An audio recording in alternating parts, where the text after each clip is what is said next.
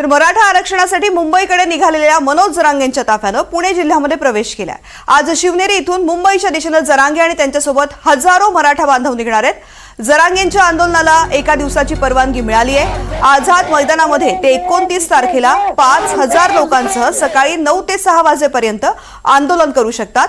मात्र जरांगेंना ही अट मान्य नसून एवढ्या मोठ्या संख्येने मुंबईत मराठे आल्यास कायदा आणि सुव्यवस्थेचा प्रश्न निर्माण होऊ नये म्हणून शासनाकडून आज पावलं उचलली जाण्याची शक्यता आहे। अविनाश पवार या संदर्भातली माहिती देतात। अविनाश, मनोज जरांगे शिवनेरी परिसरामध्ये थोड्याच वेळामध्ये पोहोचतील, काय पुढचं नियोजन आहे? तृप्ती, आपण जसं राहुल सरांनी सांगितलं त्या पद्धतीने जर हे आंदोलन आहे अंतरवाली सराटीपासून निघाल्यानंतर खरं तर संथ गतीने जुन्नरच्या दिशेने येत आहे। काल रात्री संपूर्ण हा प्रवास अजून सुरूच आहे आणि आज सकाळी खरं तर या शिवनेरी किल्ल्यावर मनोज जरांगे पाटलांचं येणं अपेक्षित होतं।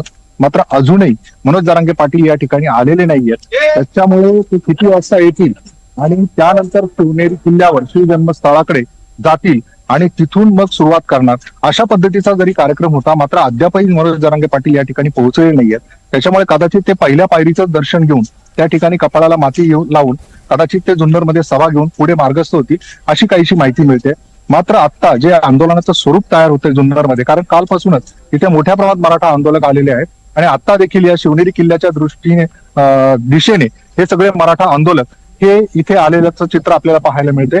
मी आता जे पहिलं द्वार आहे शिवनेरी किल्ल्याचं त्या ठिकाणी उभा आहे आणि अनेक मराठा आंदोलक जे आहेत ते माझ्या पाठीमागे आपण पाहू शकता इथे की या ठिकाणी येता जाताना आपल्याला दिसत आहेत। अशा पद्धतीचं हे सगळं चित्र आहे आणि एकूणच आता मनोज जरांगे पाटील जेव्हा इथे पोहोचतील तेव्हा खऱ्या अर्थाने शिवनेरी किल्ल्यावर हे सगळं जे वातावरण आहे ते तयार होईल आणि जुन्नर मधून पुढे मार्गस्थ होईल। मात्र अजूनही हे मराठा आंदोलक जे इथे जुन्नरमध्ये आले ते वाट पाहत आहेत। त्यासोबतच इथे पुणे जिल्ह्यातले जे काही मराठा सकल समाजाचे नेते आहेत त्या ठिकाणी या ठिकाणी वाट पाहत आहेत। मात्र अजूनही मनोज जरांगे पाटील या ठिकाणी पोहोचलेले नाहीत आणि तू जसं म्हणालीस त्या पद्धतीने हे संपूर्ण आंदोलन जर मुंबईच्या दिशेने गेलं आणि तिथे जर प्रशासनावर ताण आला, कायदा सुव्यवस्थेचा प्रश्न निर्माण झाला, तर या दृष्टिकोनातून सरकार अलीकडेच शिष्टमंडळ पाठवून त्यांच्याशी चर्चा करण्याचा प्रयत्न करते।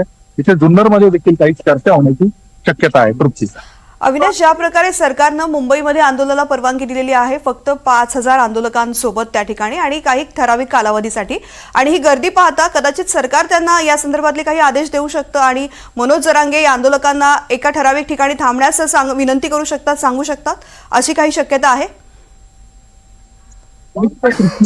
त्याच गोष्टीचं सुतोवाच केलं, कारण सूत्रांकडून आपल्याला अशी माहिती मिळते की जुन्नरमध्ये सरकारकडून एक शिष्टमंडळ पाठवून या ठिकाणी चर्चा होण्याची शक्यता आहे आणि इथे जुन्नरमध्ये शिष्टमंडळाकडून जर काही तोडगा निघाला तर कदाचित पुढचं जे आंदोलन आहे मार्गस्थ होणार ते इथे थांबू शकतं। मात्र तूर्त तरी मनोज जरांगे पाटील हे त्यांच्या आंदोलनावर ठाम आहेत। त्या अगोदरही जी चर्चा झालेली आहे 2 वेळा, त्यावेळेस त्यांनी या बाबतीत नकार दिलेला आहे आणि मुंबईकडे आम्ही येणारच आणि मुंबईत धडकणारच आणि मुंबईमध्ये जाऊनच आम्ही निर्णय घेणार अशी भूमिका घेतलेली आहे। मात्र आता कशा पद्धतीने त्यांच्याशी चर्चा होते यावरच सगळं पुढचं जे आंदोलनाचा मार्ग आहे तो कशा पद्धतीचा आहे ते आपल्या लक्षात येईल। मात्र आता जुन्नरमध्ये शिवनेरी किल्ल्यावरचं जर चित्र पाहिलं तर या ठिकाणी मोठ्या प्रमाणात मराठा आंदोलक हे जमा झालेले आहेत आणि मनोज जरांगे पाटलांची इथे वाट पाहत आहेत। निश्चितच या आंदोलनाच्या दृष्टीने पुढच्या काही तासांमध्ये घडणाऱ्या घडामोडी महत्त्वाच्या असतील, याचे अपडेट्स अविनाश घेत राहू। तुर्तास धन्यवाद संपूर्ण माहिती करता।